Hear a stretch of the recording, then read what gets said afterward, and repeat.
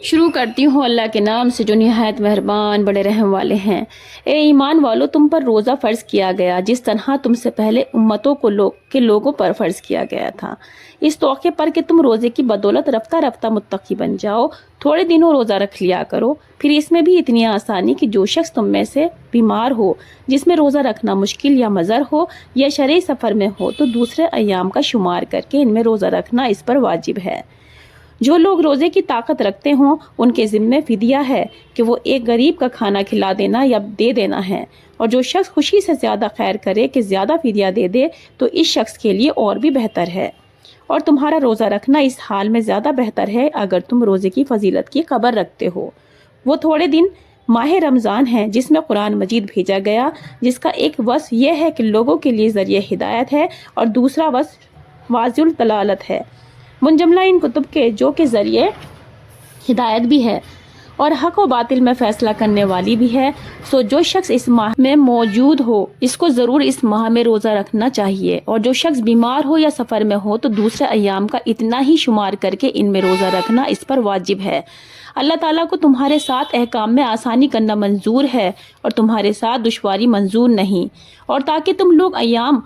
ادا یا قضا کی شمار کی تکمیل کر لیا کرو کہ ثواب میں کمی نہ رہے، لہٰذا تم لوگ اللہ تعالیٰ کی بزرگی و ثنا بیان کیا کرو اس پر کہ تم کو ایک ایسا طریقہ بتلا دیا تاکہ تم لوگ اس نعمت آسانی پر اللہ کا شکر ادا کیا کرو۔ اور جب آپ سے میرے بندے میرے متعلق دریافت کریں تو میں قریب ہی ہوں، منظور کر لیتا ہوں ہر عرضی درخواست کرنے والے کی جبکہ وہ میرے حضور میں درخواست دے۔ سو ان کو چاہیے کہ میرے احکام کو قبول کیا کریں اور مجھ پر یقین رکھیں، امید ہے کہ وہ لوگ رشد و فلاح حاصل کر سکیں گے۔ تم لوگوں کے واسطے روزے کی شب میں اپنی بیویوں سے مشغول ہونا حلال کر دیا گیا، کیونکہ وہ تمہارے بجائے اوڑھنے بچھونے کے ہیں اور تم ان کے بجائے اوڑھنے بچھونے کے ہو۔ خدا تعالیٰ کو اس کی خبر تھی کہ تم خیانت کر کے گناہ میں اپنے کو مبتلا کر رہے تھے، مگر خیر اللہ تعالیٰ نے تم پر عنایت فرمائی اور تم سے گناہ کو دھو دیا۔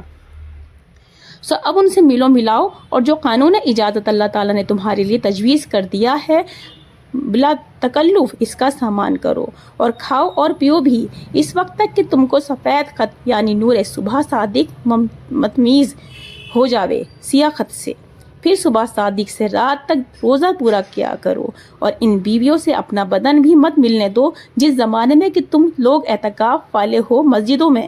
یہ خداوندی ضابطے ہیں، سو ان سے نکلنے کی نزدیک بھی مت ہو۔ اسی طرح اللہ تعالیٰ اپنے اور احکام بھی لوگوں کی اصلاح کے واسطے بیان فرمایا کرتے ہیں، اس امید پر کہ وہ لوگ پرہیز رکھیں، اور آپس میں ایک دوسرے کے مال ناحق طور پر مت کھاؤ، اور ان کو جھوٹے مقدمے کو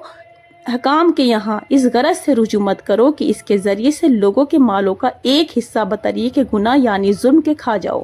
اور تم کو اپنے جھوٹ اور ظلم کا علم بھی ہو۔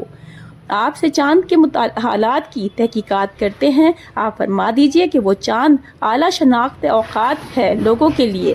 اور حج کے لیے، اور اس میں کوئی فضیلت نہیں کہ گھروں میں ان کی پشت کی طرف سے آیا کرو۔ ہاں لیکن فضیلت یہ ہے کہ کوئی شخص حرام چیزوں سے بچے اور گھروں میں ان کے دروازوں سے آؤ، اور خدا تعالیٰ سے ڈرتے رہو، امید ہے کہ تم کامیاب ہو، اور بے تکلف تم لڑو اللہ کی راہ میں ان لوگوں کے ساتھ جو نقض عہد کر کے تمہارے ساتھ لڑنے لگے، اور از خود حد معاہدہ سے نہ نکلو۔ واقعی اللہ تعالیٰ حد قانون شرعی سے نکلنے والوں کو پسند نہیں کرتے، اور ان کو قتل کرو جہاں